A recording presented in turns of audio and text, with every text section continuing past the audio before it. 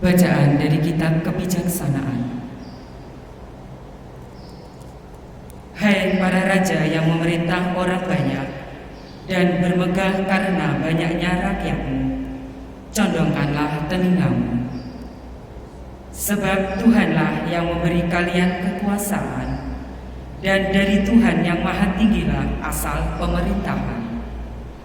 Ia akan memeriksa segala pekerjaanmu serta menyelami rencanamu. Sebab sebenarnya kalian hanyalah abdi kerajaannya. Maka kalau kalian tidak memerintah dengan tepat, tidak pula menepati hukum, atau tidak berlaku menurut kehendak Allah, Ia akan mendatangi kalian dengan dahsyat dan cepat.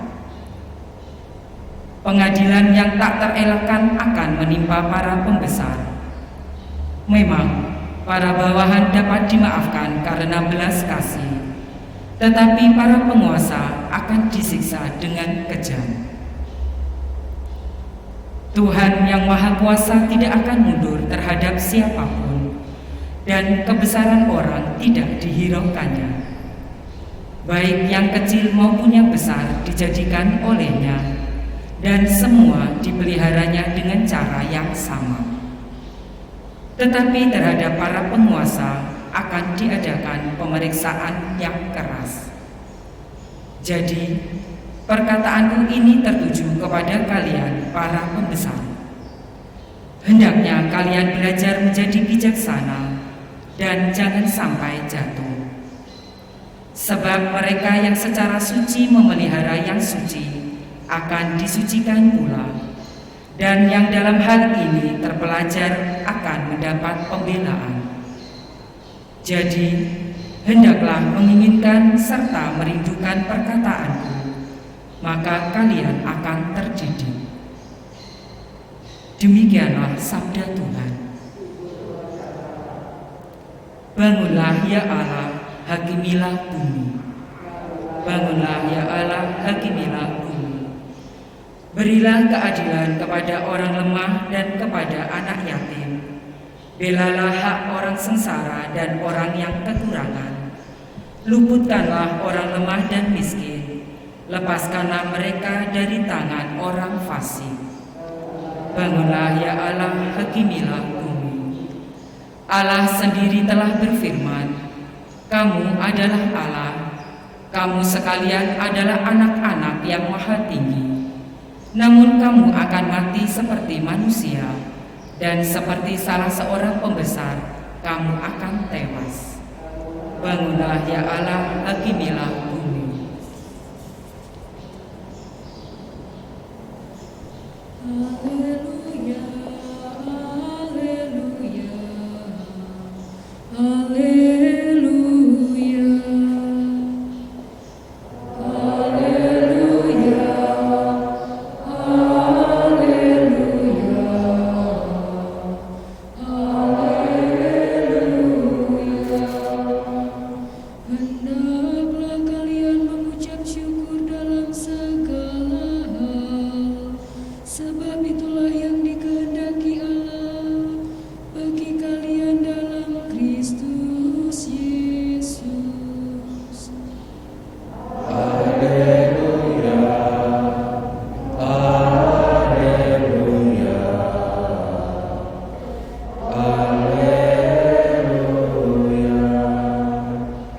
Tuhan bersamamu. Inilah Injil Yesus Kristus menurut Lukas.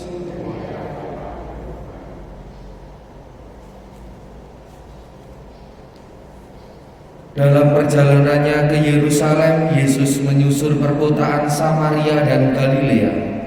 Ketika ia memasuki suatu desa, datanglah 10 orang kusta menemui dia.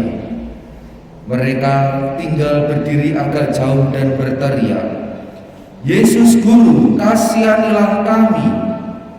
Yesus lalu memandang mereka dan berkata, pergilah, perlihatkanlah dirimu kepada imam. Dan sementara dalam perjalanan mereka menjadi tawir. Seorang di antara mereka ketika melihat bahwa dirinya telah sembuh, kembali sambil memuliakan Allah dengan suara nyaring, lalu tersungkur di depan kaki Yesus dan mengucap syukur kepadanya. Orang itu seorang Samaria. Lalu Yesus berkata, "Bukankah ke-10 orang tadi semuanya telah menjadi tahir? Di manakah yang 9 orang tadi? Tidak adakah di antara mereka yang kembali untuk memuliakan Allah selain orang asing ini?" Lalu ia berkata kepada orang itu, "Berdirilah dan pergilah, imanmu telah menyelamatkan dikau." Demikianlah sabda Tuhan.